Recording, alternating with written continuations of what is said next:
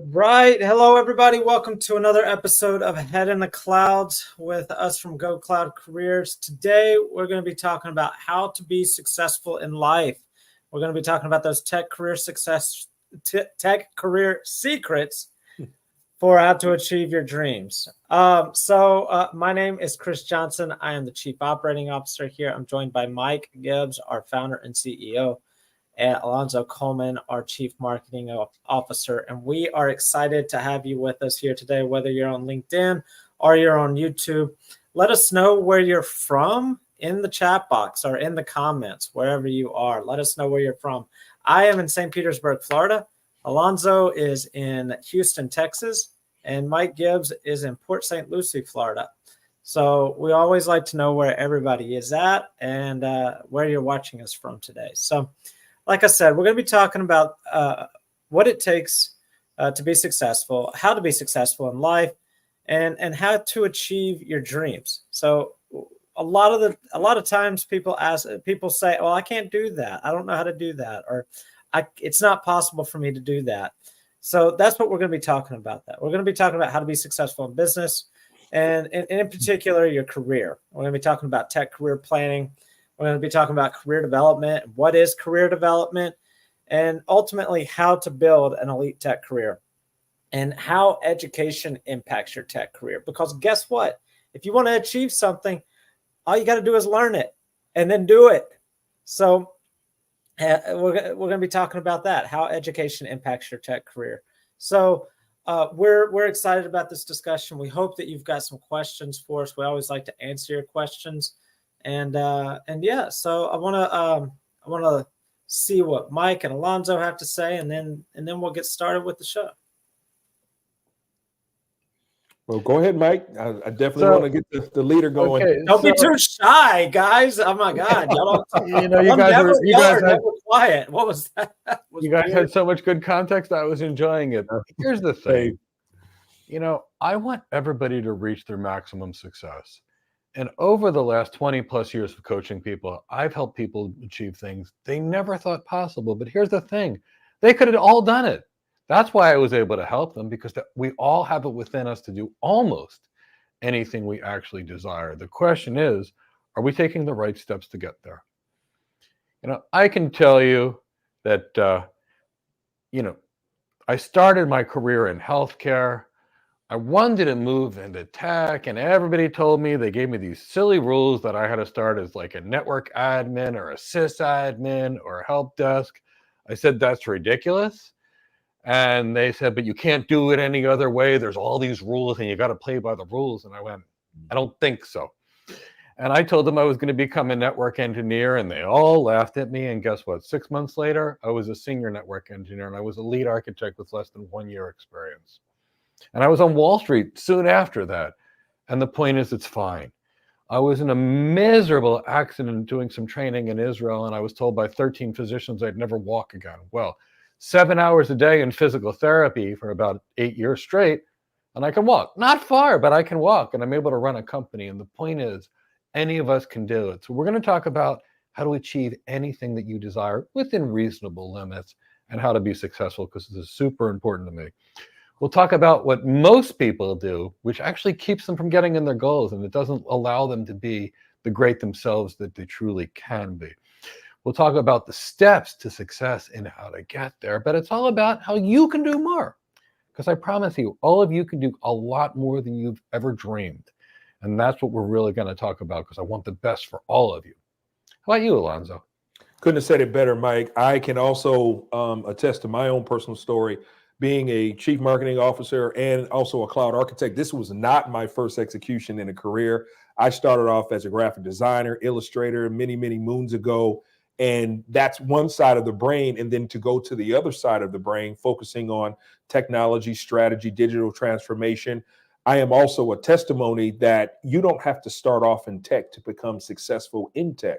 So with this type of platform that we have, we're going to provide and emphasize how anyone can do these things if you have the right trajectory, the right altitude, aptitude, and being able to realize your goals with a great environment and being able to push yourself internally to reach those heights. So I'm excited about this topic.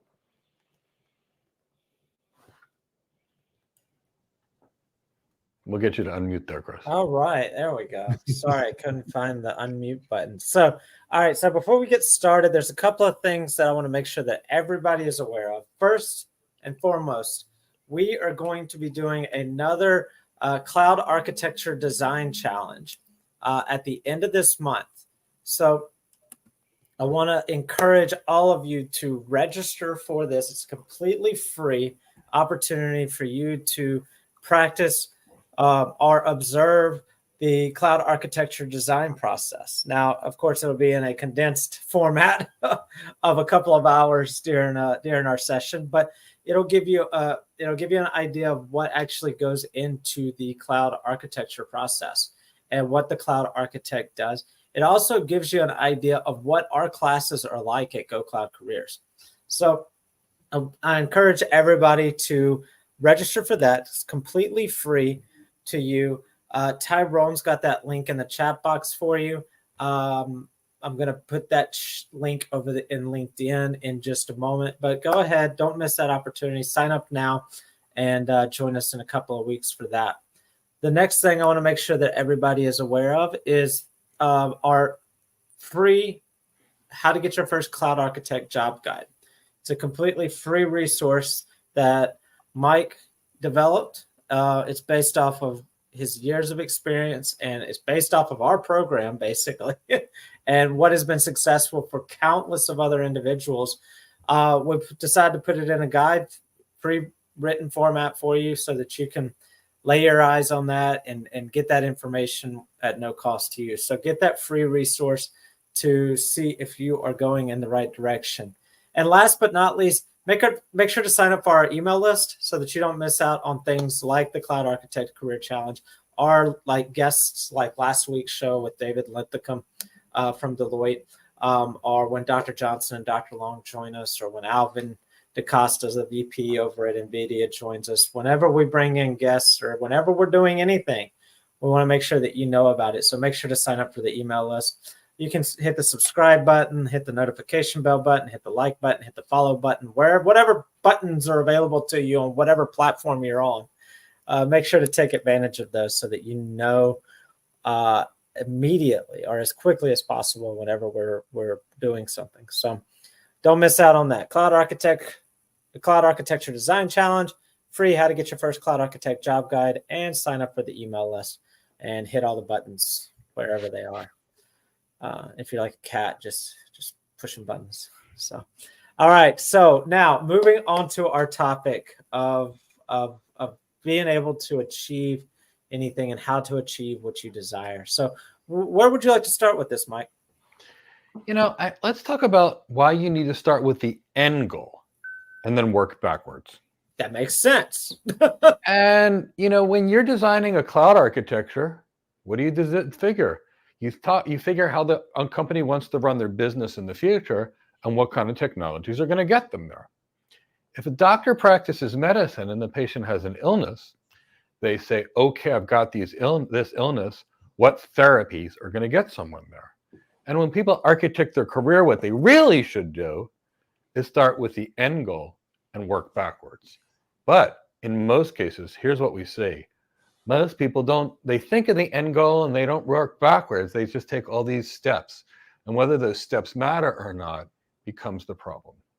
So imagine gasoline is $1,000 a gallon and you have your car and you're sitting in Philadelphia and you want to drive to San Francisco, California. Now, if gas is $1,000 a gallon, are you going to just drive and turn around and stop and loop around? Or are you going to go print out a map, find the most efficient route, and drive there to save, thousands of dollars on your trip, maybe tens of hundreds of thousands of dollars? Well, if gas was $1,500 a gallon, I promise you, people would plot the course before they go there. But that's not what most people do. In fact, here's what most people do. I have the greatest wife in the world who, by the way, is such a genius that she learned Spanish in 10 days because her translators couldn't even understand her thoughts. But if I go to the shopping mall with my wife, here's what it's like. Let's say we desire to get me a new suit for wear. Here's what I do. I park next to the Nordstrom. I walk in the Nordstrom. I have them measure me. They give me a suit. They send it off to the tailors, and I'm done. Here's what my wife does. She parks the car. And then On the way to the car, she says, "Oh, this store has nice handbags. Let me stop here. Oh, this store has really nice shoes." And then she goes to the next department store and she smells the fragrances. And while she's there, she buys some clothes, some more shoes, some more handbags. 3 hours later, she hasn't even gotten into the store for me to buy the suit yet. Now, for her, it's an experience. For me, I don't want to shop. I want to go back to work. I want to go play with my cat, and I want to get in and get out as fast as I can. That's what we need to do for our careers. So what is the end goal? End goal. And then figure out, what are the unique skills? What are the unique strengths? What are the technical skills if it's a tech career? And if it's a technical career, what are the non-tech skills? Because I'm going to tell you right now, they're at least as important as the non-tech skills. So find them all, work backwards, and develop a plan, the right plan to get you to your goal as fast as possible. Because I'm going to tell you right now, time is money. In business, we have the concept of an opportunity cost. In life, we all have it too, but most people don't know it. And here's how businesses think. And actually, it's a little different than how most people think. Most people think, I've got an extra $1,000 here. Do I want this iWatch or do I want this iPad? They're both fun. And there's nothing wrong with that. Here's how businesses think. I've got an extra $1,000. If I give a bonus to this employee, will they be happier and do more for the company? If I invest in this technology, what will it do? How will it enable my people to do better? If I invested in this system, how will it make the business more money? See, the successful businesses are starting in the end and working backwards.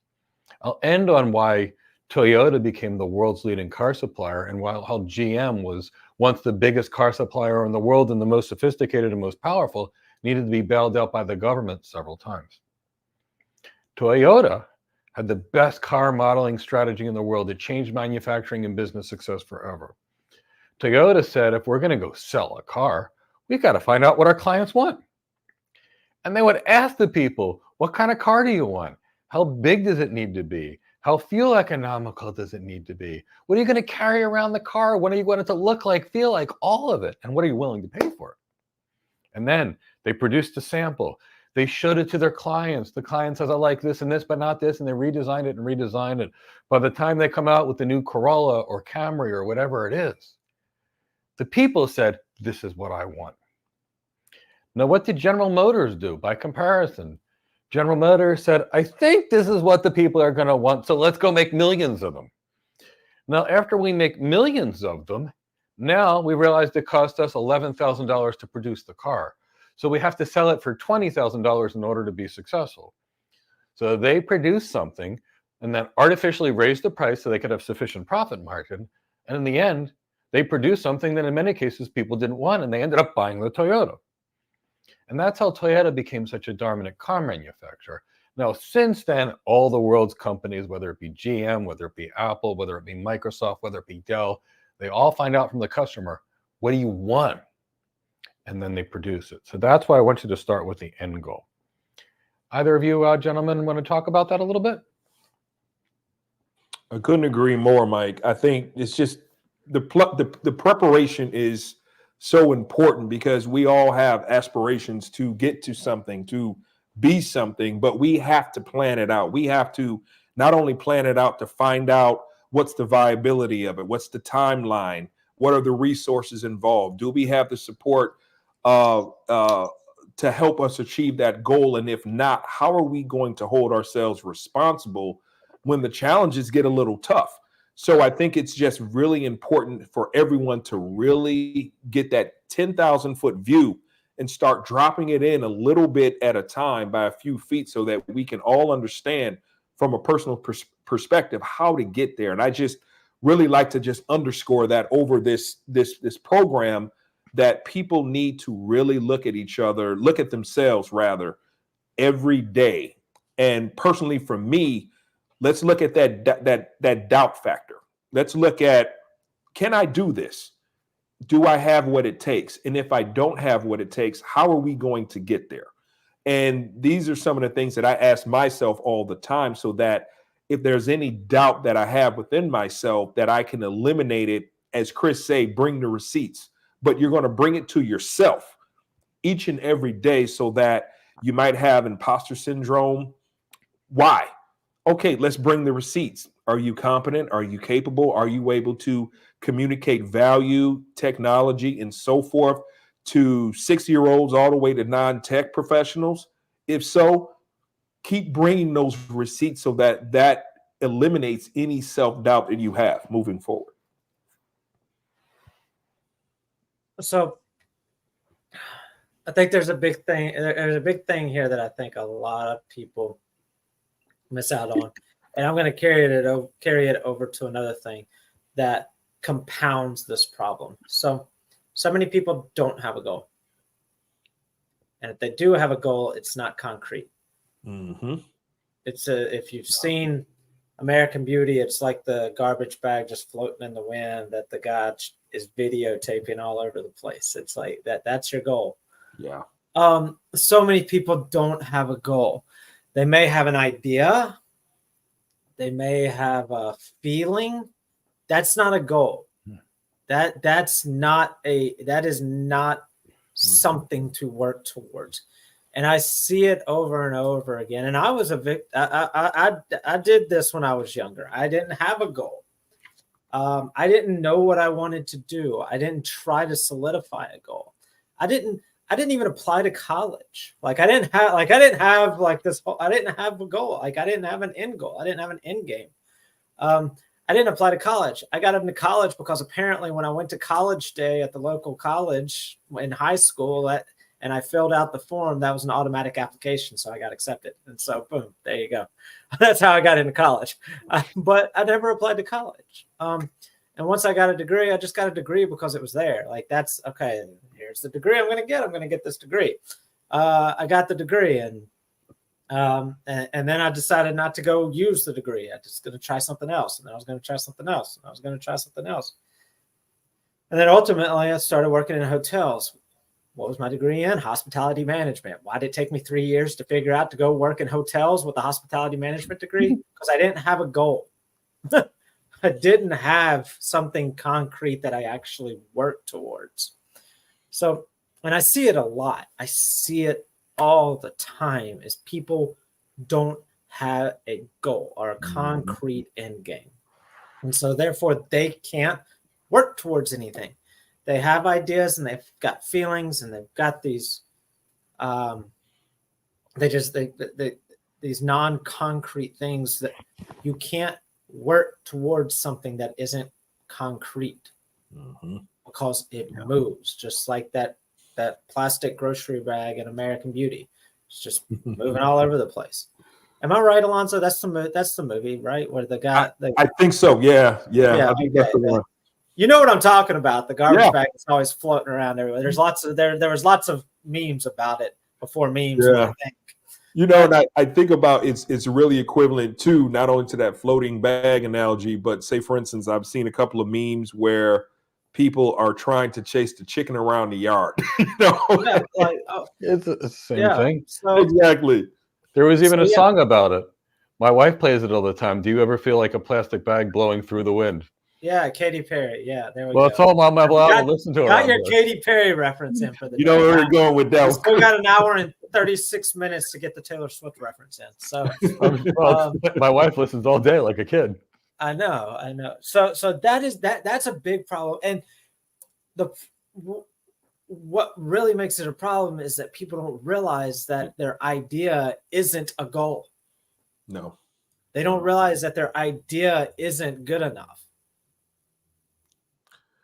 Your idea has to be concrete. It has to be resolute. It has to be something that does not change.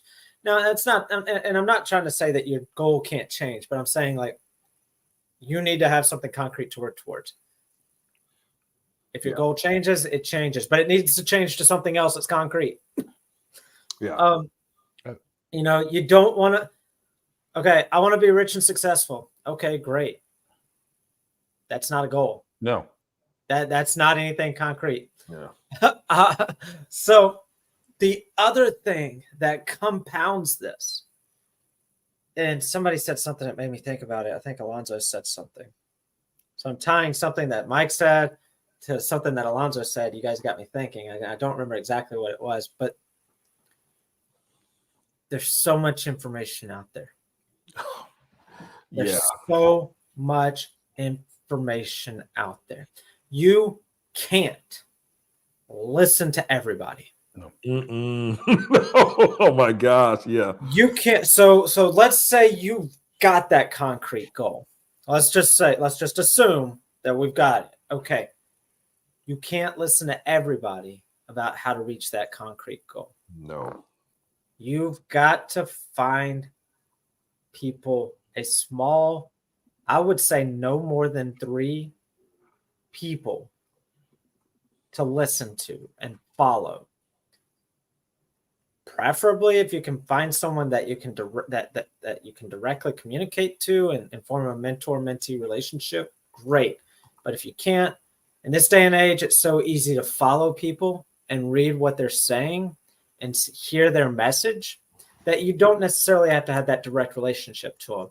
As long as you're getting the information from the right person. Yeah. So the flip side of that is it's dangerous because it's so easy to get information. There's literally everybody on the street is telling you how to do X, Y, and Z. And Mike and Alonzo and I were talking about this the other day, and I shared this with Mike after it just randomly hit me. I don't know why we've never used this analogy before, but I'm pretty sure we're going to start doing it. So Mike, with his firefighter paramedic background, has told a story in the past about how firefighters and even paramedics and police all approach scenes differently.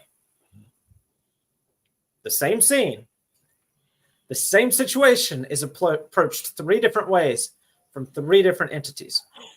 So if you ask 3 different people in 3 different roles and 3 different careers how to achieve the same thing, you're going to get 3 different answers on how to achieve the same thing.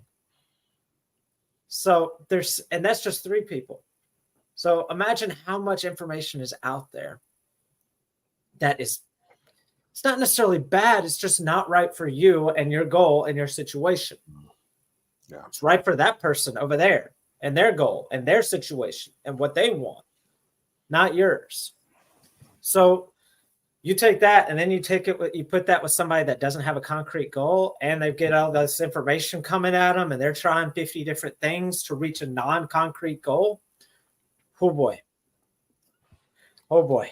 Yeah. You're going to have a lot of lost opportunity cost. And let's talk about the vantage point that Chris said, because I was both a nurse, a paramedic. I did some firefighter. I was never in law enforcement. But let's just take a person.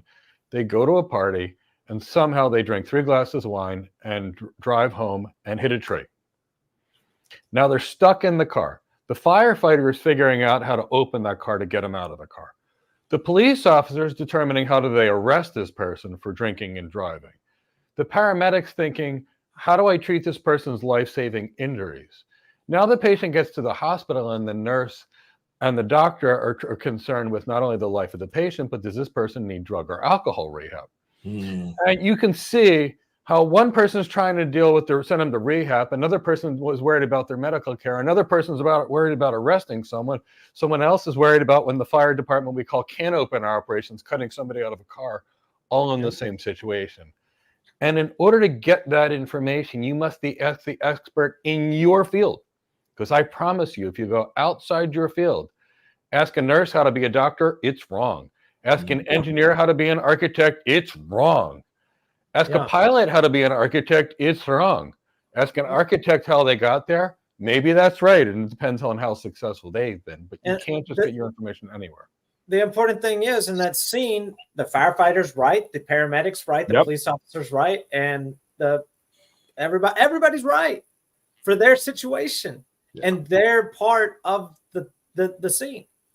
So I just as you guys were talking, I realized that we needed to address you got to have a concrete goal, and you can't listen to everybody. No, you can't.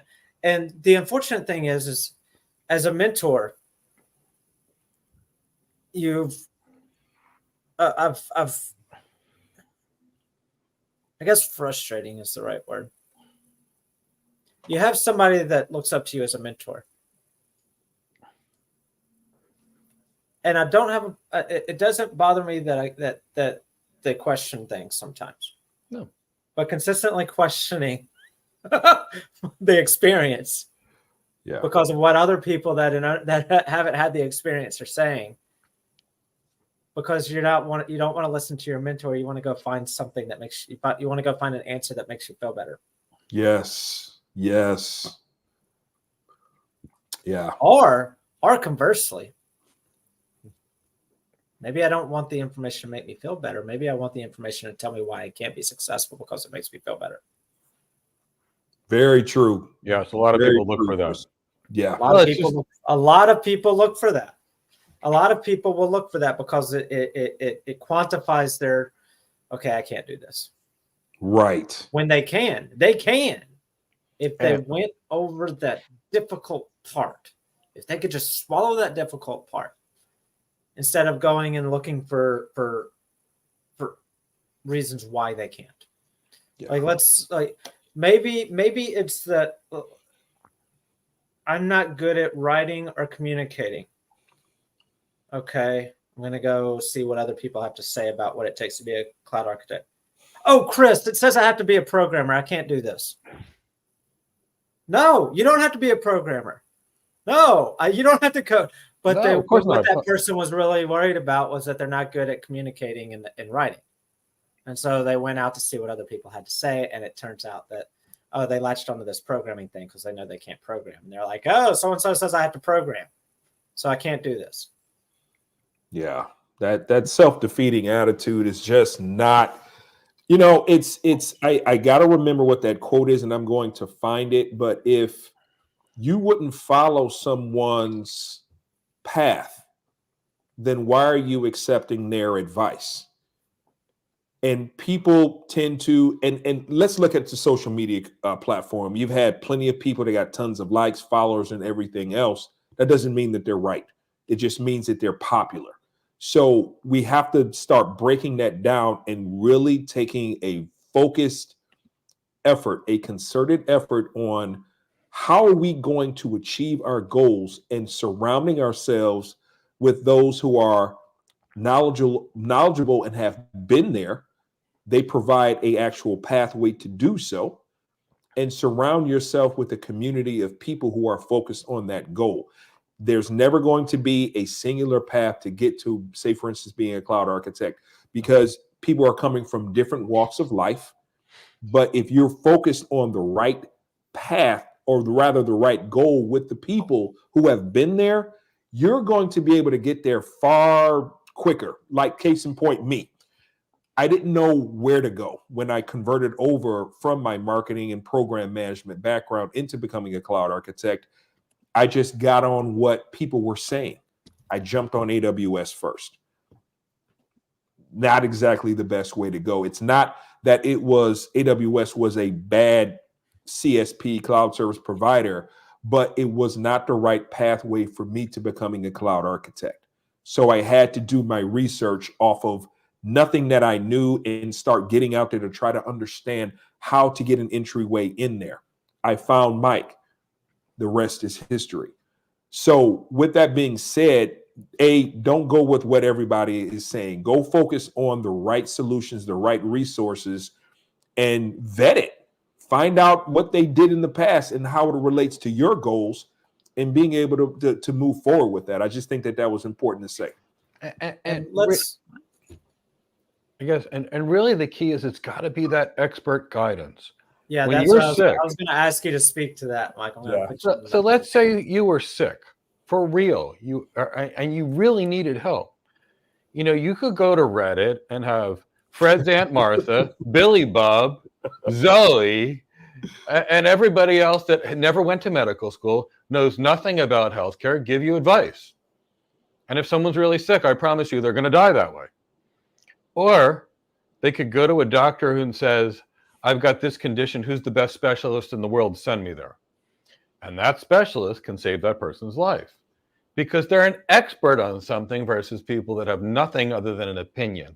And there's an expression, opinions are like something and it all stinks. and I won't go there, but that's the key.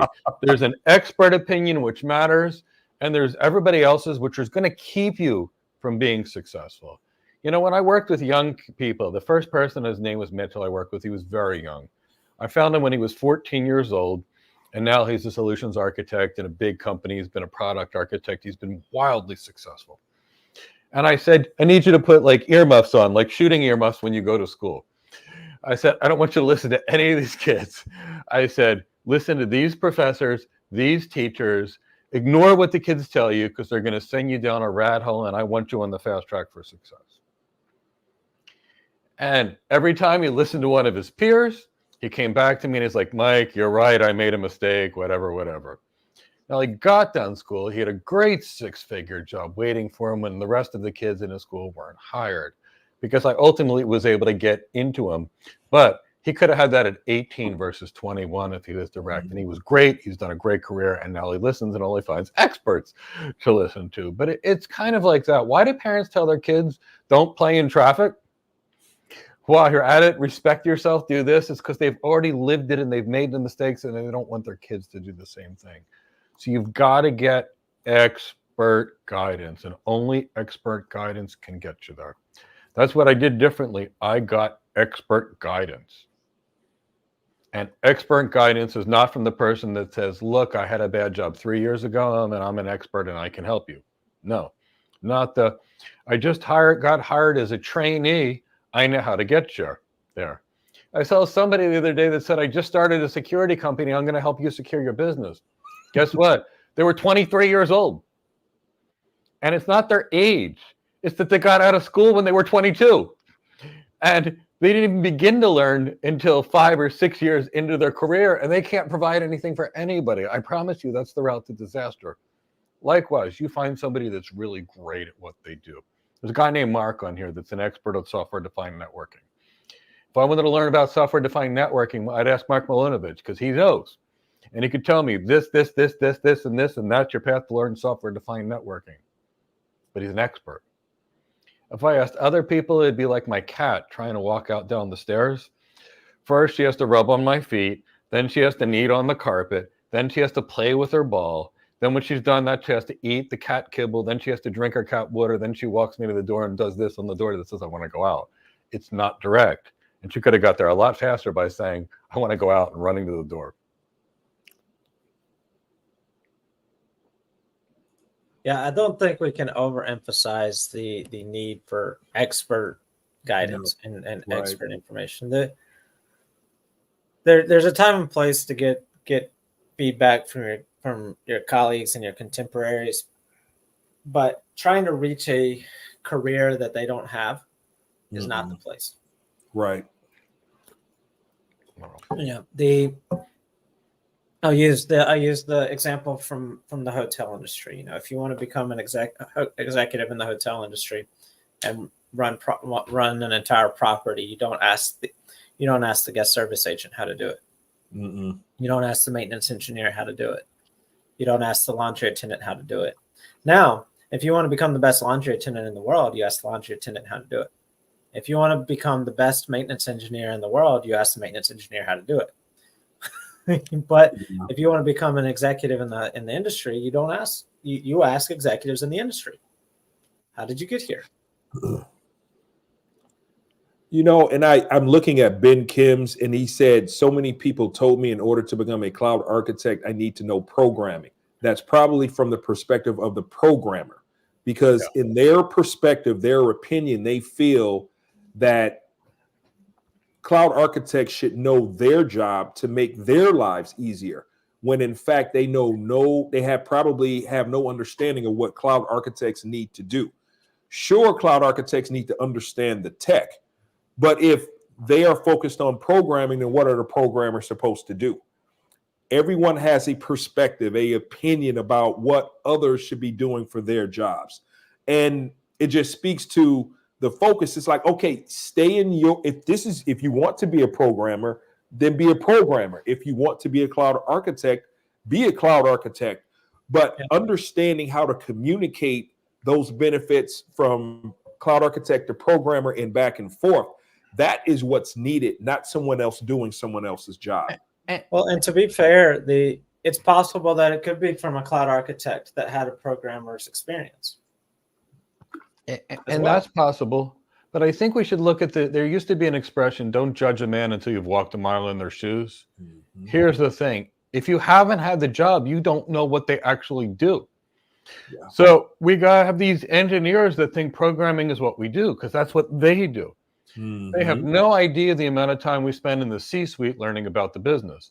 They have no idea how much time we spend discussing the vision of the business, how the business operates, the business procedures, the business processes, and how we have to help redesign them. They have no idea what goes into baselining the current technology and mapping the new technology there. They have no idea the amount of governance and stakeholder management that gets done. They have no idea about the sales that gets done, the meeting facilitation, which architects do, let alone the design, which has predominantly things to do with networking and data center technologies, because we can see what we have in our vantage plane, and that's what we know. So the problem is, if we don't ask somebody that's already been there, done it, and be successful, all the information is going to be most likely wrong.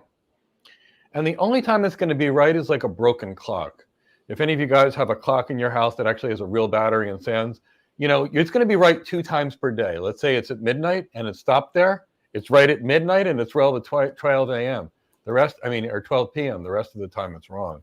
And that's why you've got to be really careful where you get your information from. Yeah, totally agree.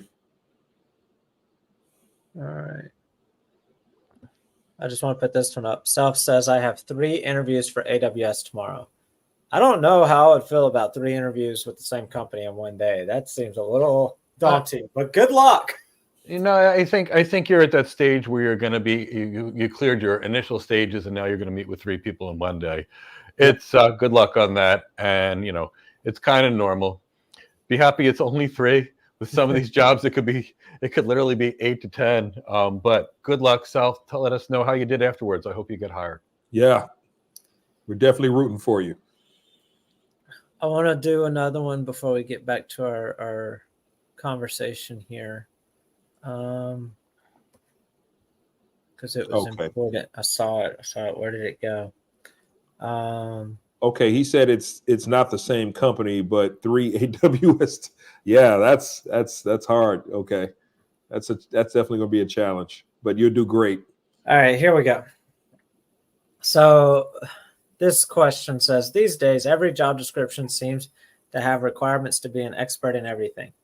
Who writes these job descriptions? Everybody writes this job description. 20 people wrote that one job description because somebody copied somebody else's and added their thing to it. And then someone else copied that one and then added their thing to it. And then someone else copied it and added their thing to it. And then someone else copied it and added their thing to it.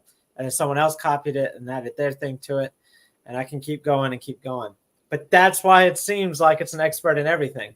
Or you have an HR that doesn't know anything about any of the roles and just writes a catch-all job description that covers everything. That's why the job descriptions seem to want an expert in everything.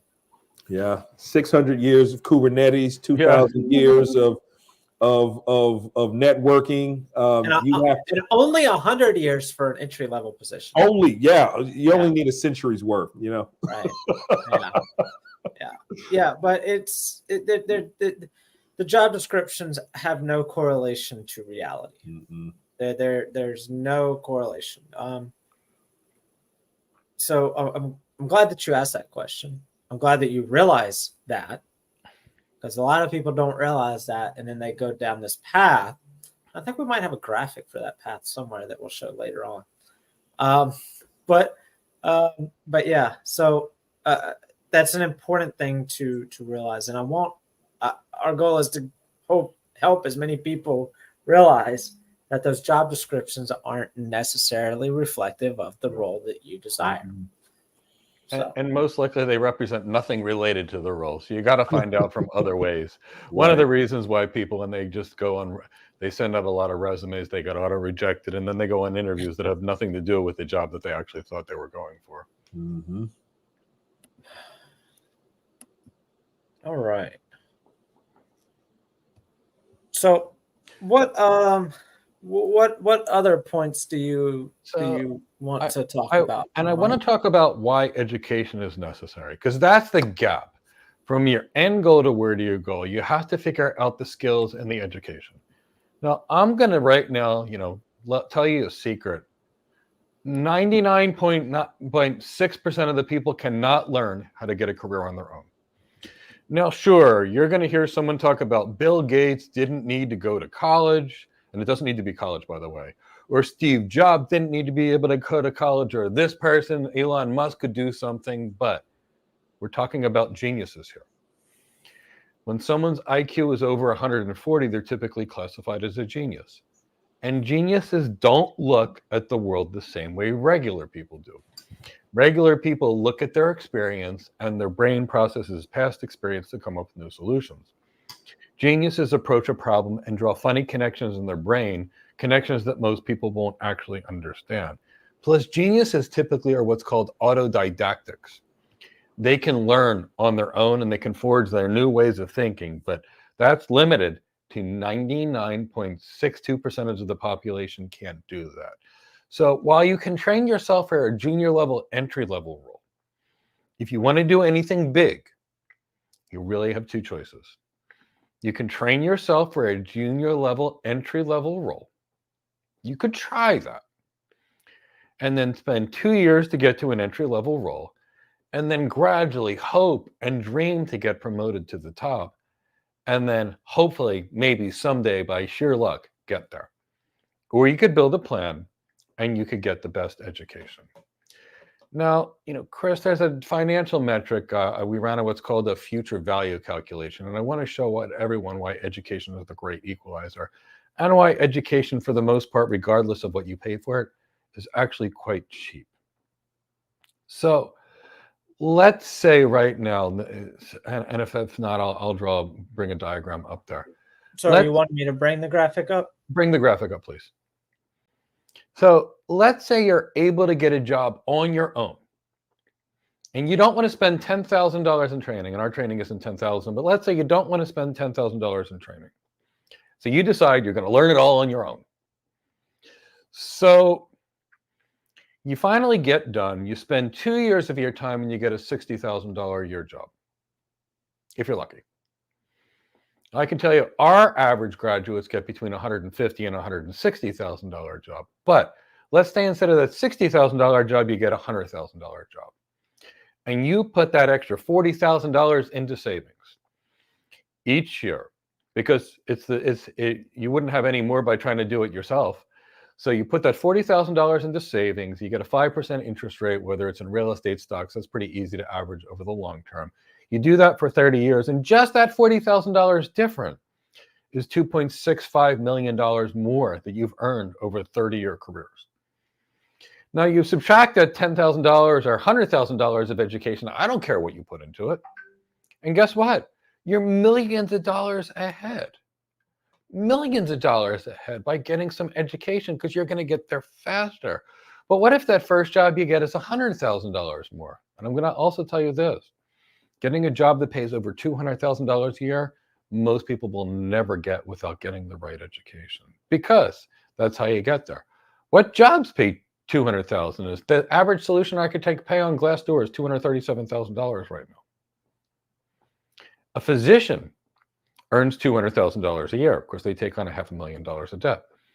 A lawyer earns $200,000 a year with $500,000 of debt. And even still, it's worth it for them, because otherwise they'd earn $60,000 a year. And even if they spend $500,000 to earn $150,000 more per year over the course of 30 years, that additional $150,000 is $4.5 million.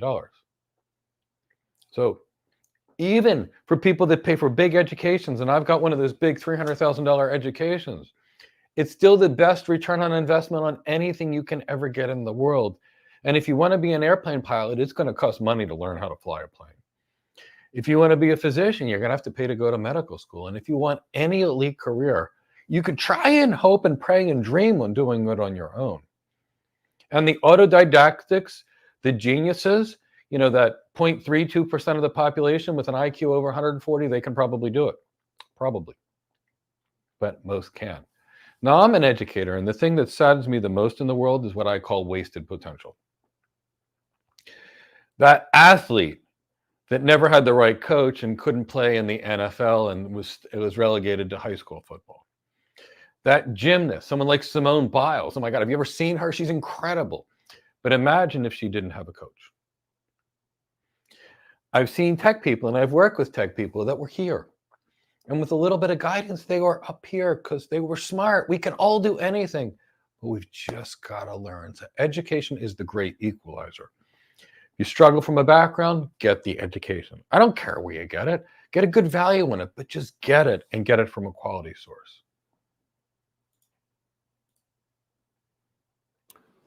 That's exactly right. I just, you know, I know we continue to underscore that, but it's just so important. I mean, I think about my own journey and about what all the people, all the resources, all the sunk cost and time wasted that I went through to people who were advertising how to become a cloud architect, but they never had any of the background training. They never had a job or title as such. They've never been in a company that provided these type of solutions.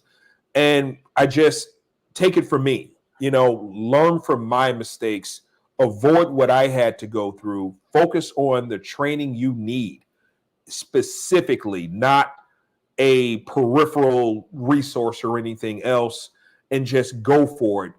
Plan it out. Look at what you want to be. Backtrack out of that specific goal into that time frame. Create milestones for yourself, expectations on any particular high value certifications you may want, and be able to understand why that certification is going to be beneficial for you in the long run, so that you can focus on what's important and omit the certifications or information that is not relevant to your journey.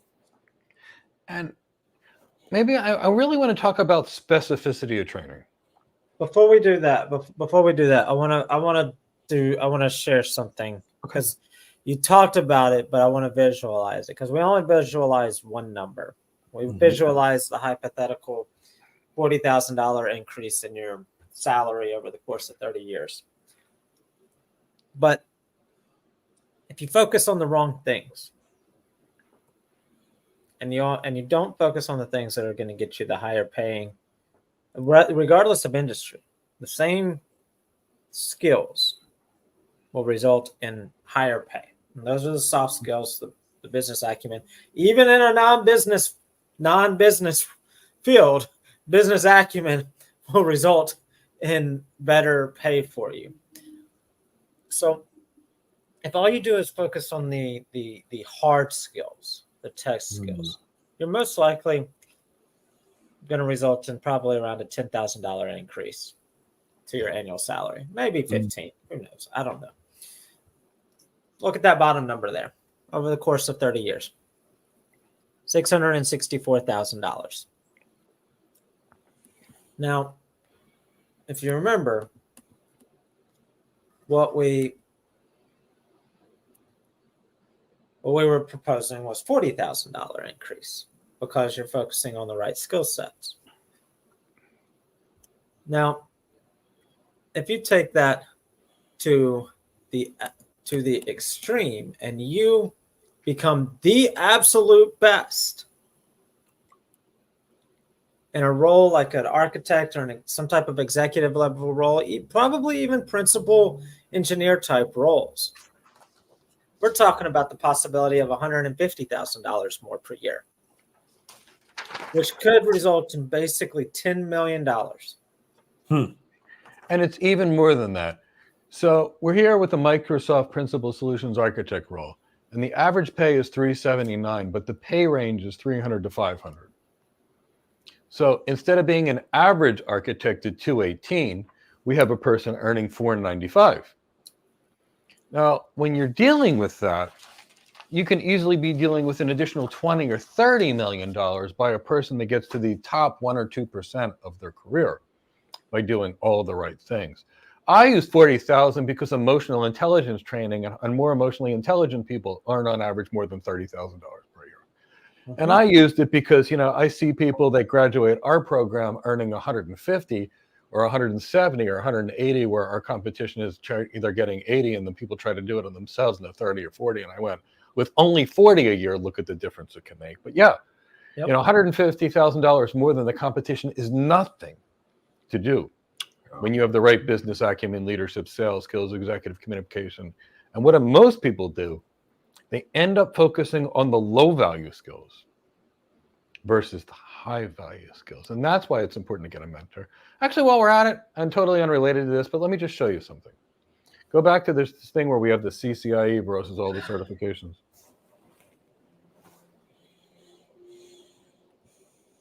Okay, here we've got two exact opposite stories. And at this point, it's not about a certification. 20 years ago, the CCIE was worth a lot. Now it's more about your ability to do the job and be great at it. But just here's two things. On the right, you see someone that spent almost 20 years obtaining junior level certification, professional level, junior level, junior level, junior level. And you know what they are? Junior to medium level. At least that's what they're going to be seen to the outside world. And with their training plan, learning a bunch of certification level stuff, which is junior level stuff as is, because the really senior level stuff comes after the certifications, 20 years later, they're still in junior level land. By comparison, there was me on the left side of the screen. I went and did the CCNA, CCNP, CCDP in about 6 months. And in 6 months, I reached higher levels of certifications than this person did. And guess what happened? At the end of that CCIA, I had enough expertise that people put me on work, and that's where I began to learn. That was my intro level. The person on the right, you can see what they did. They're floundering around. At least that's what it looks like on the resume. And in the end, who's going to get the interview for the $400,000 network architect job? The person that looks like they have 15 associate degrees, or the person that looks like they have a PhD? And all of that goes into planning your future. In order to plan your future, you got to get the expert guidance. Now, who gave me this expert guidance? I asked the VP of network architecture, what do you think you want to see in somebody? What's going to make you excited? Did I know on my own? I knew nothing. That's why I asked experts, the VP of networking, the VP of network operations, the VP of network architecture. I asked all the experts and they told me. And let's just keep tying these together. So let's just, for the sake of argument, let's say that this was a 5-year path on the right-hand side. That over the course of those 5 years, you're probably earning money. Yes, You're working. But you're probably not earning what you could if you had focused on the singular end goal and reached it faster. Because you probably could have focused on that singular end goal and reached it in 18 months, 12 months. This is assuming you're working full-time while you're doing it. Yeah. So let's say that's 3 years of missed income opportunities. So you're probably earning around $80, $90, or $100,000 while you're following the track on the right. Mm-hmm. You know what, Chris, to interject, let's consider also the branding that may have to go into visualizing if you've already established yourself as at that specific role. I'm just going with the straight numbers of you spent 5 years and you missed out on 3 years of income at $250,000, and we're making $100,000 instead. I would just straight numbers. Yeah. You missed out on $450,000. Yes. And actually, we just want to show you this. So Chris, bring that down, do the future value of annuity, and just put that $450,000 in there which is the difference. And that's easily done with a 5%. You're assuming I've got a live calculator in front of me. Oh, okay. Sorry. I am making that assumption because of the calculation. What do you want me to do? If you've got a live calculator, if you can take that $450,000 more in those first 3 years, because the person on the left had a $200,000 a year job, and the person on the right most likely had an $80,000. Yeah, sorry, I don't have a live calculator pull Okay. it up because if we did, I've got a calculator that says I'll add 450,000 every year, but that's Okay, not what no. you're asking. So, because if we take the future value of an annuity and take like the $360,000 difference between the person on the left and the person on the right, and we add that at a 5% compound interest rate, we're still dealing with millions of dollars more in retirement based Yep. upon, the time value of money. And that's why I want you to big hits. I want you to earn more earlier in your career so you can invest it into things. And then the money works for you as opposed to you working for your money. Then you have your job because you love it. You're like me, you work because you love it, not because you Yes. have to. Right. So definitely And- that initial income, that initial investment, go big or go home. Initially is the theme of this. Don't stutter step your career. Don't just seek an entry level position just to get your proverbial foot in the door. Really invest, put the time in to really get where you need to go with the tools you need. And just like any other, like the bow and arrow scenario, it may pull you back in time and in resources, but it's only setting you up for a stronger, farther, higher trajectory. But when you let that bow, that arrow out of that bow, it's going to be even further than you even dreamed possible instead of the incremental efforts. Yep. And the important thing to remember here is that this example that we're showing is a CCIE, but this example is for anything. So Mike said he did one thing, he did another thing, he did another thing, and another thing, all in furtherance to this one goal. So it's not that there is no increment to reaching your goal. It just has to be, your increments have to be in furtherance of each other. Yes. Yeah.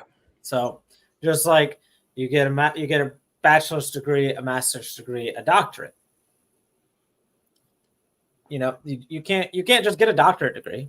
You got to do a few steps before you get to it. But I know Mike likes this example all the time. You don't get 5 associate's degrees, 3 bachelor's degrees, and then a master's degree, and then a Juris Doctorate, and then a PhD. You get a bachelor's, a master's, and a PhD, or a bachelor's and a PhD, depending on the field.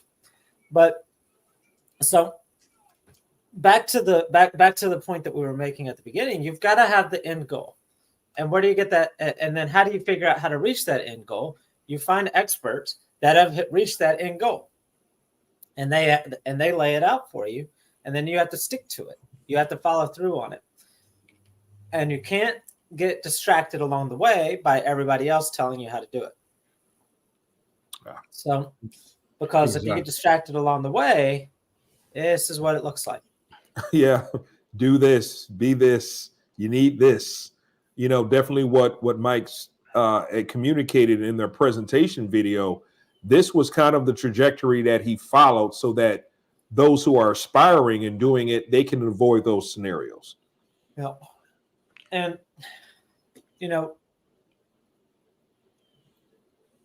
the key thing to remember here is that there is cost associated with the education. Yes. And circling back to what Mike said, not everybody, we can't use these examples of Bill Gates and Steve Jobs and so on and so forth, because if we're going to be completely honest with ourselves, there's how many people? There's a total across all platforms. There's about 75 people right now. I want 75 people to honestly think and ask yourselves, are you a genius? Are you a genius? Are you Bill Gates? Are you Steve Jobs? Are you Nikola Tesla? And if you're being honest with yourself, if the answer is no, I'm not, then okay, let's go figure out how the 99.7% of people in the world actually operate and actually reach their goals and achieve their dreams. And that's what we're talking about here. This is how we do that. And even most genius. Oh, sorry. Didn't know you were finished. Finish, Chris. I was just gonna say, have an end goal, find the experts, follow their directions, reach the goal. And even most geniuses still leverage education to get to their goals. Because most of them realize, yes, the education is only going to get them halfway there. But that 50% is going to get the world to recognize something about them, and then they can show the world and dazzle them with their excellence. But, we're talking about a small percentage of people. Most of those people already know it, because when they went to elementary school, the teacher pulled you aside, they made you take an IQ test, speak to a psychologist, and they put you in special gifted classes. And that's the small percentage that we're actually talking about. In a school of 1,000 people, there's 30 people in that program, or 40. All right. So now that we've talked about that, what's the next thing that we want to talk about on the topic? Specificity of training. So it's just right in line with what we're talking about here. So here's the key. The specificity of training is what really takes the most elite and the best in their roles and separates them from everybody else. So when you're a pro NFL player, you have a strength and conditioning specialist, and that strength and conditioning specialist looks at the needs of your actual position. In this position, you need to be fast but powerful. Your energy systems include the phosphocreatine system and the lactate system, but very little on the oxidative pathway. So we're going to train this, this, and this for your position. For an Olympic gymnast, by comparison, they need a level of power, agility, speed, and multi-directional things, and they train that for them. Now, when you've got a marathon runner, they don't need a lot of phosphocreatine and lactate systems. They need a whole lot more of the oxidative pathway, and they need more endurance, and they get trained differently. Now, here's what happens if you put them all through the same training. The runner becomes horrible at what they do. The sprinter and the football player becomes, a little more like the runner. And, the gymnast isn't a gymnast at all. They're an ordinary average athlete. And if you want to be ordinary average, it's fine. And even if you want to be generically fit, it's fine. There's generic physical preparedness things that ordinary people do to be fit. And for them, it's great. But you want to be an athlete earning millions of dollars a year, you better get training specific to your sport and not somebody else. I learned this mistake my hard way.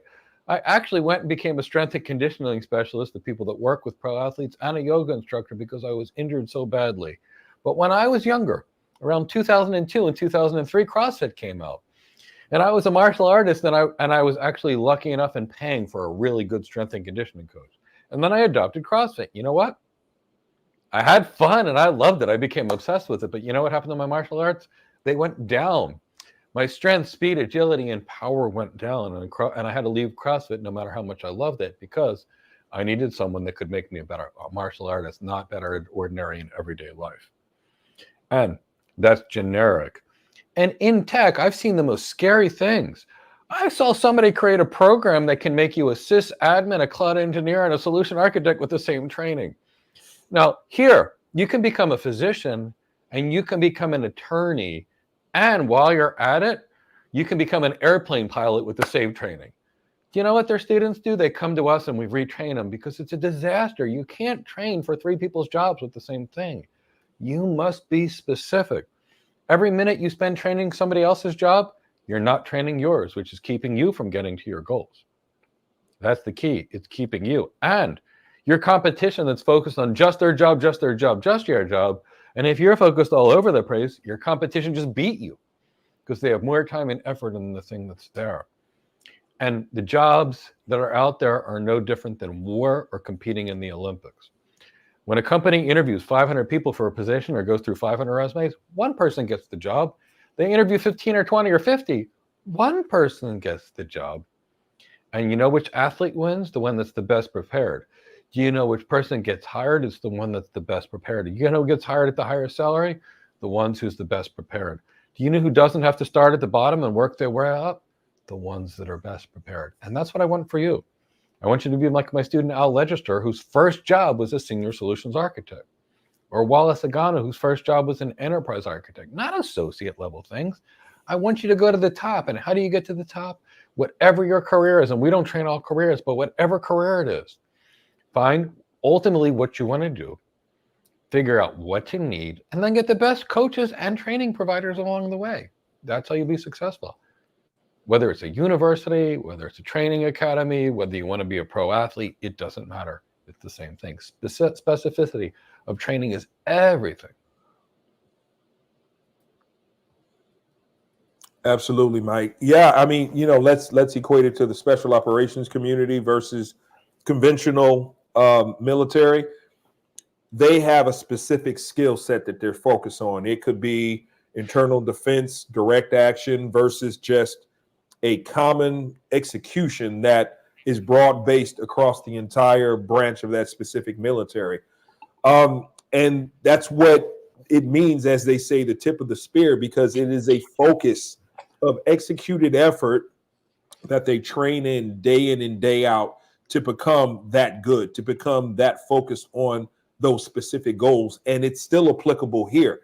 If you want to be a cloud architect, focus on what it means to be a cloud architect. Tech, EQ, the business side as well. You want to be a cloud architect focused on security, focus on those aspects and what it means to be there. So we're stressing this over and over again because it's important to not grab a handful of technology from or skills or resources from people who are not focused on it. Focus on those skills based off of people who have been experienced and focus their educational and experience backgrounds and pull that information from there so that you can focus on what's important. Like, I think what we say all the time is that when you want to get to your destination, get that trip with no stops versus the ones with all the layovers. You're going to get there faster if you get that nonstop trip to get where you need to go, to be where you want to be. And I just think that's just important. That's just what I always mentally say to myself, because I don't want people to go through what I went through, stopping at all these these people who say that they're going to do this, provide that. I start asking questions about it. They're nowhere to be found. Then I have to go somewhere else who promises the same thing, and I end up with the same results. So let's help everyone avoid that by focusing on what's important.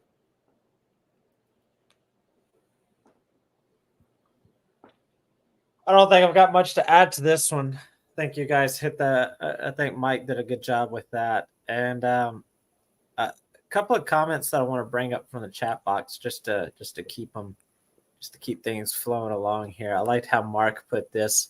Mark said, to develop new skills, it's best to learn from people who have mastered those abilities themselves. Would you rather learn from Lionel Messi or a high school player? Yeah. Very true. Definitely from Lionel Messi. Mike, do you know who Lionel Messi is? I don't, which is why I've been quiet. Chris knew that. All right. Well, he's in Miami now, so you'll figure it out. I'm not going to start an argument here. He's one of the best. I'll say he's one of the best football players in the world. Well, we know why I go to Miami, because I'm not a city person.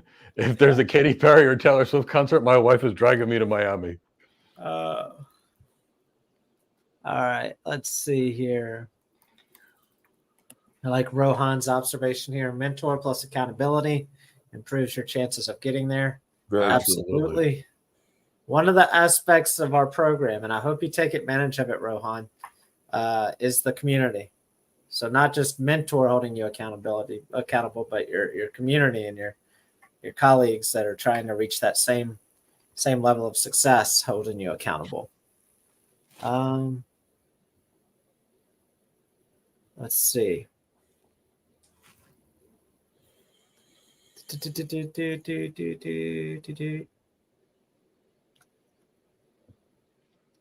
Just looking over here. And if anybody's got any questions for us about the topic, put them in the chat box. Yeah. We want to make sure we answer any questions that you might have. Definitely. And I also see that Tyrone put the why the tech skills aren't enough guide banner up there. Make sure to get that guide. That will be helpful for you in whatever career you desire. We were talking about that earlier when we were showing the value of of increased earnings over the course of your life. One of the things I think I want us to talk about now, because I was going to ask us to talk about the geniuses versus normal people, and I think we talked about that already. But did you have anything else that you wanted to share with that, talk about with that, Mike, or did? I think we covered that. I just want to really mention one last thing. If everybody's doing it, it's the wrong way to go.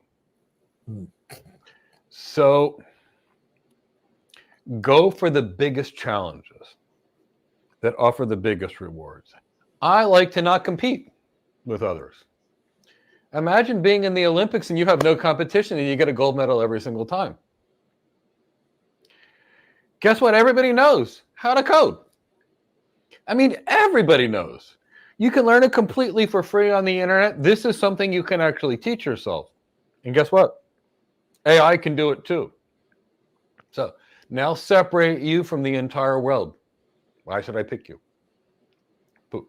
Not that I don't love programmers, because they turn things in life. But the point is when everybody can do it, you're no longer an expert, you're a commodity. Commodities work at Burger King or McDonald's. Anybody can do it, and that's where they go. Now, what percentage of people went to medical school? Why are doctors one of the higher paid positions? Because very few people can graduate through medical school. Why is the cloud architect role the best job, or the enterprise architect, or the AI architect, or the network architect? I'm going to tell you right now. Because everybody else learns engineering. And they have no concept of how to design it, how to sell it, how to solution it, how to manage the stakeholders, how to lead, the business acumen or the CXO relevancy. So when you're properly trained and you go on an architect interview and you're competent, and everybody else is like, I got 30 tech certifications that have nothing to do with architecture, you stand alone. There's no competition. It's like running for president, of which there's nobody else running. What a good deal. So the point is, by investing more into learning something harder, you're actually putting yourself in a position with less competition. And you stand alone. So don't be what everybody else does. It's not there.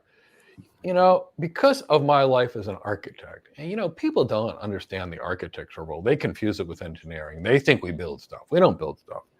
We design it, we present it, we sell it. So my entire life is around business leaders. I've learned from them how to run their business. And what do? They do the exact opposite of everybody else.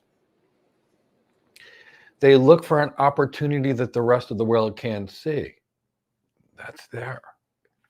So what does the world not do? Almost nobody's an expert. They learn a little of this, a little of this, a little of this, a little of this, a little of this, and a little of this. And what do they become?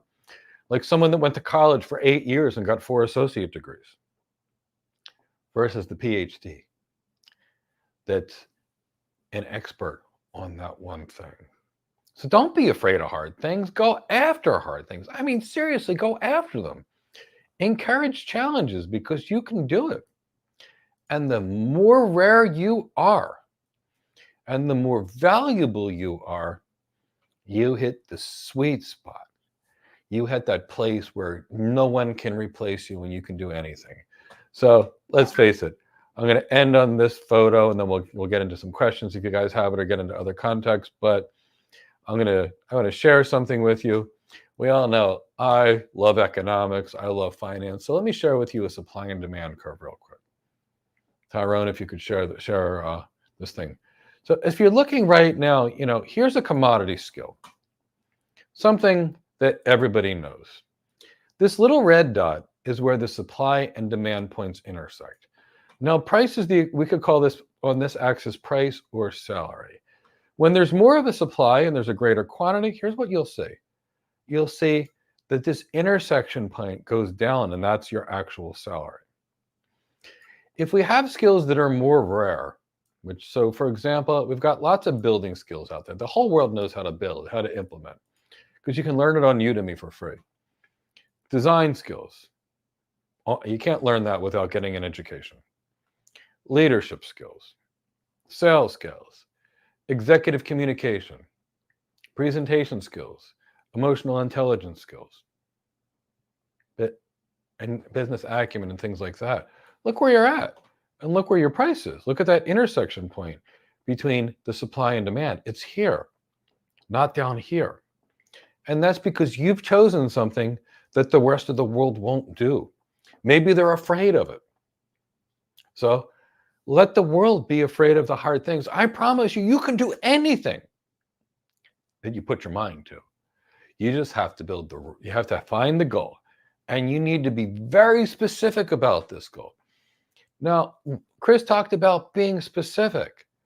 Now, we need to be hyper specific. I will be a cloud architect by September 22nd, 2024. A specific, measurable, achievable, results-oriented, and time-based goal. I'd like to be a cloud architect at some point. What does that mean? Is some point 6 months from now or 60 years from now? And I promise you, your path, your roadmap all changes unless you're very specific. So when Chris talked about specific, he wasn't joking. I will do that. Hold yourself accountable. Wake up each day and say, and what am I doing today getting me closer to my goals? If not, it's a distraction. Get rid of it. The next day, is what I'm doing today going to get me to my goals? If the answer is no, don't do it unless you have no choice, and go focus on what's going to get you to your goals. But go after your dreams. Dream big. You can do it. And it's just as hard to get to a big dream sometimes as it is a small dream. With a small dream, you're going to go compete against everybody. Don't even try. Don't go for a help desk. I promise you, it's going to cost you a year to get your first help desk job. It'll cost you a year to get your first senior engineer job if you're trained right. It'll cost you a year to get to your first architecture job. It doesn't matter. Everything takes effort. It's just what the effort is, where it is, and how it applies. So ask some questions if you guys have some. All right. So we'll be taking questions for the rest of the time. And once we finish up with questions, we'll be ending the show. So make sure to get your questions in if you've got any questions for us. So Richard has a question here. He says, the job landscape is littered with unrealistic expectations for the role of cloud architect. Can you provide the best attitude in job interviews when confronted for this? Yes, absolutely. You know, and Richard, I've never been on an interview where I didn't get a job. Here's the thing. Be yourself. Show the employer what you can do for them. What is in it for them to have you? And Richard, I know you. There's a lot in it for them. But that's what you talk about. You can't be all things to all people. It's impossible. Now, when you see an interview, everybody's going to have a wish list of, I'd love to have this, this, this, this, and this. But they really have the core things. So first, I'd find out what those core things are. I would master those core things. And on an interview, I'd be very good at showing what I can do and what the net benefit is to them. I would not try to be all things. I've never tried to be all things. I got a real common thing to say on an interview. You know what? I've not had the opportunity to learn the technology yet, but I'm highly energetic, I'm highly enthusiastic, and I absolutely love technology. I know what I know, and I know what I don't know, and I can find the answers to things quickly. And if this is important to you, I would do whatever it takes to become an expert on this. But if you want to check my competency, I know X, Y, and Z. And Richard, why do I do this? Well, here's the thing. Hiring managers care, can you do the job? Can they trust you? Can you communicate well? Do you know what you know, and do you know what you don't know? Are you willing to go above and beyond? And when you answer an answer like that, look, you showed you know what you know and know what you don't know. You showed you're honest and ethical. You pointed them to the stuff that you're actually competent with, and you showed them that you're a team player. So be good and show them what you can do, what you can do for them. In fact, you know, every day somebody tries to reach out to me on LinkedIn, or they send me some spam email. They want to sell me something. And it's all about their product. And guess what? I don't care about their product at all. I care what the product could do for my students, but not their product. And guess what? Nobody ever can talk about how they can help my students. So you know what I would do with every one of them? Delete, delete, delete, delete, or block. One of the two. Mark as spam. Somebody actually came to me with a real solution and truly understood my business. It's there. Now, Richard, I've hired a lot of people in my life. Do you know what I've never found in my entire life? an exact match for the skills that I wanted. Not once, never. And Richard, do I care? No. I'm realistic and my expectations are good. If I have someone that has the core skills and they're good at the core skills, they can learn the non-core skills. What I can't train, Richard, is attitude. And I know your attitude and it's impressive. What I can't train is work ethic. Either somebody has it or they don't. Somebody's got a resume and they've had 30 jobs in 20 years. I can't hire that person because probably they can't sit around. They're not going to stick it. I care what someone's follow-through is. Did they complete the things that are on the resume or did they stop? That's what I care about. Can the person do it and can they be part of the company and what can they do for my team?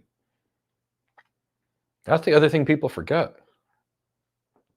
If I hire a rock star, but that rock star destroys the team, I'm worse off than before I hired the person. If I hired a person that's good, real good, but they can make the best of my team better, guess what? They might be better than the best. So it's all subjective, Richard. But a guy like you with some of the challenges that you've had, because I know you, wow, that's pretty impressive to me. With what you've done and conquered in your past, I'd want you on my team. And I wouldn't even have to think about it. So show what you're good at. It's not about playing anybody else's game. It's about playing your game. You know, there's different kinds of athletes. You ever see two different kinds of martial artists? One martial artist will basically let themselves get hit in the face until the other guy gets tired out, and then they strike back. Another one uses speed to their advantage. Someone like me, who had a 700-pound deadlift and it was very powerful, developed one-punch knockout strength in my martial arts game. Why? Because it was my game, because it was better for my body and the way it was built. That's the key. Go after that and do it. And go after your dreams. All right, let's get some more questions in. Okay, from Yas. I am a technical business analyst and want to progress to being a cloud solutions architect. What would you say is a realistic timeline from the time I start until I am a qualified professional? Thanks. It depends on the quality and specificity of your training. For example, I know people that get a master's degree in cloud computing, and by the time they're done, we still have to retrain them. I would tell you for us, it takes between 6 and 12 months by the time we intake someone, train them, and get them their first cloud architect job in general. But it's that. Now, I say 6 to 12 months, and that's with our training program. And our training program is about 700 hours, and it's very focused on exactly what you need and nothing you don't. But you can do it in 6 to 12 months with the right education. Now, I want you to do two things. I want you to download every possible thing the list of every skill that you need to know, whether they be business and or technical. And we have a How to Get Your First Cloud Architect Job book article I'd like you to download. And also come to the webinar on Thursday. We have a completely free How to Get Your First Cloud Architect Job webinar. Not only will we cover every skill, but it'll be on Zoom. And on Zoom, we can actually find out your level of business acumen. If you want us to give you a little mini interview, we can see your level of communication skills, and we can give you a much more definitive answer and based upon you and your unique perspective. So I'm happy to do that. It's completely free. Join us Thursday. But you can do it, and you can do it in less than a year with the right training in most cases. Who else has a question for us? So this is currently the last question. So if anybody's got any more questions, put them in the chat box for us. Otherwise, I'm going to give Mike's voice a break, which I know he needs. So, but if you've got any questions, put them in the chat box. Emmanuel says, if someone is to focus on cloud security architect, well, where will be his highest goal in that domain? This is a really good question. So if your focus is security, chances are your biggest goal is you're going to get to a chief information security officer, and that's going to be out of there. Now, Emmanuel, if your goal was cloud architecture, you could obviously get much higher, a chief technology officer or chief information officer. And here's the reason why. If you start with something that's more generic in technology, like a generic cloud architect or an enterprise architect, you're going to work on all sides of the business. You're going to be focusing on business strategy. You're going to be focusing on leadership and executive communication across. You're going to be focusing on improving that organization's business performance. And because of that, you're learning skills that are going to be much, much, much more valuable long-term because they're more related to the business. If your focus is on the technology like security, you're going to be limited to security, and your focus will be on security versus the big picture. Here is the saddest reality of tech. In most cases, the closer you are aligned to a specific technology, the lower your salary and career potential will be. So focus on the network, your options are here. Focus on security, your options are here. Focus on how do I make the business better, your options are up here. Because an architect that's more generic and a management and strategy consultant are kind of the same person. Why? And I've been both, a business architect and an enterprise architect, cloud architect, network architect, all of them. When you start focusing on the enterprise and the more businessy things, you're focusing on architecting the business. What is the CEO? A business architect. What is the chief operating officer? A business architect that architects the operations. What is the chief marketing officer? An architect that designs the architecture for the marketing for the organization. But if your focus is security and you love it, great. You can still be a principal security architect. You can be a chief information security officer. It's great. And at some point, Emmanuel, if you want to do bigger things, get out of security, focus on general enterprise architecture or general cloud architecture leadership, and then you'll move up that way.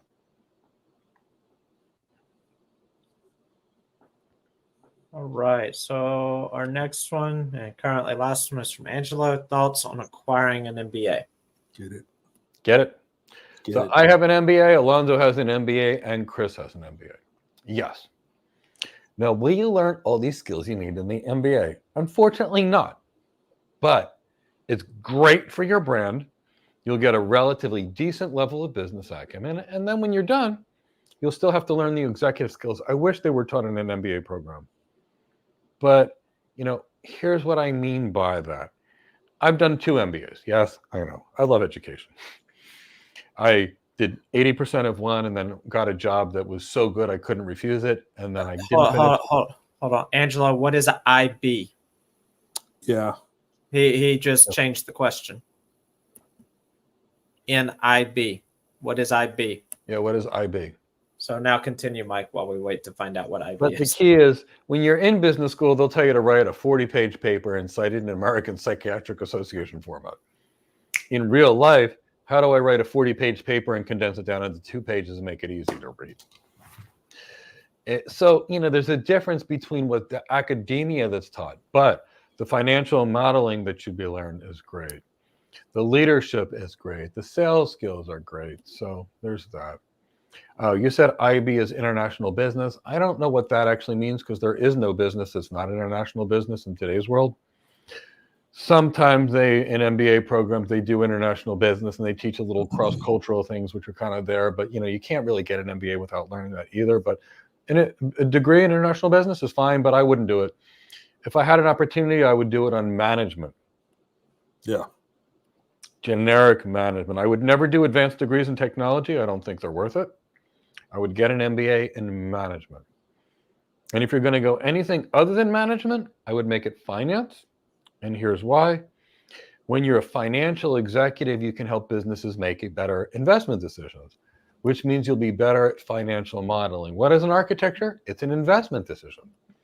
And the better you are at finance, the better you'll all be there. But I wouldn't do anything with international business. I have no idea what that even means. I've never done any business that wasn't an international business. And typically what they do, they try and teach a little cross-cultural things in these environments. But guess what? Yeah. If you don't learn how to be culturally sensitive to people across the world, and if you don't learn cultures that are different than you and how to communicate, you're not going to be successful in anything. And they're not going to really teach that at a university the way you need to. But it's a great opportunity. Get an MBA in management. I think you'll be highly successful.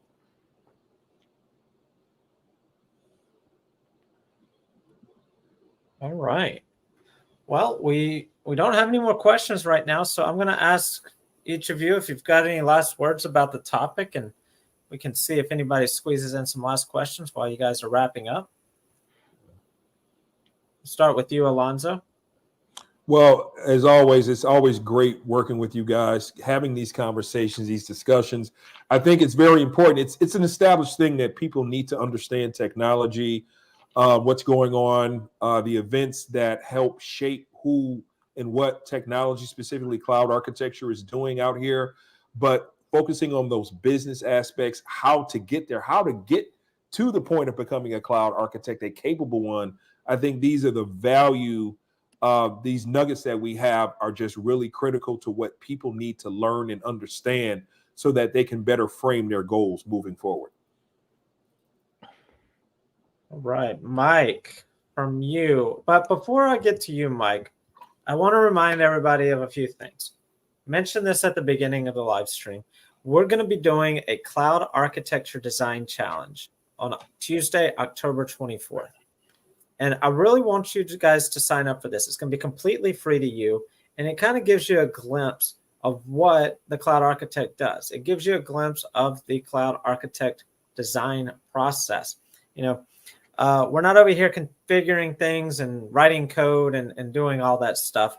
So if you really want to know what it's like to be a cloud architect, join that free cloud architecture design challenge. Tyrone's got that link there in the chat box for you. So make sure you register for that. It's completely free to you. It's going to be 3 weeks from today on October 24th. Also, I want to remind everybody about the free How to Get Your First Cloud Architect Job Guide. Completely free resource for you. We mentioned it earlier and a few times throughout the live stream, but get that free resource as well. And that's completely free to you. So I just wanted to point those two things out to you, and we'll see if Mike's got any last words here. The key is I just want you to go after your dreams. Find out what they are and focus on them. Remove all obstacles and distractions. You know, I love horses. I love all animals with fur and feathers. And I notice a lot of times when they have horses down the street, they put these little things on their eyes on both sides so they can only see straight what's in front of them. Blinders. They're blinders. So the horse can only move forward and not stop along the way every time it sees some grass or something that it wants to look at for fun. You know, that's the way I want you to approach your world. Find out what you need.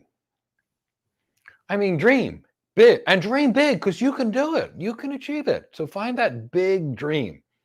From there, get expert guidance and build a plan. How do you get there? Work backwards. Then get the best education you can on all the skills that you need. And after you've learned the skills, then I want you to practice them. But I don't want you to just practice any skills. I want you to practice the right skills because I don't know how to use a hammer. I wish I did, but I don't because I'm focused on being an architect. But if I learned how to use a hammer, I promise you it would not help my clients with the architectures. So I never learned how to use a hammer. I learned how to be an architect and I learned how to make my clients successful. And I made thousands of clients successful over the last 25 years. And that's the key. When you make your clients successful, and guess what? You become successful. So go after it. You can do it. It all starts with a dream. So dream big. Then build the plan. Execute on that plan. And then poof, you're successful in whatever you desired. And whether that means you want to be an airplane pilot, a physician, a cloud architect, a cloud engineer, I don't care. I just want you to live life to its fullest. So go after your dreams and go get them. And now you know how. Well said. All right. Well, that's a perfect end to another great show of Head in the Clouds. Make sure you hit that subscribe button, notification bell button, and follow button, or whatever buttons are available to you on your platform so that you don't miss out on the next one. And we look forward to seeing you tomorrow on our Cloud Career Q&A session. So see you all tomorrow. Thank you. Take care, everyone.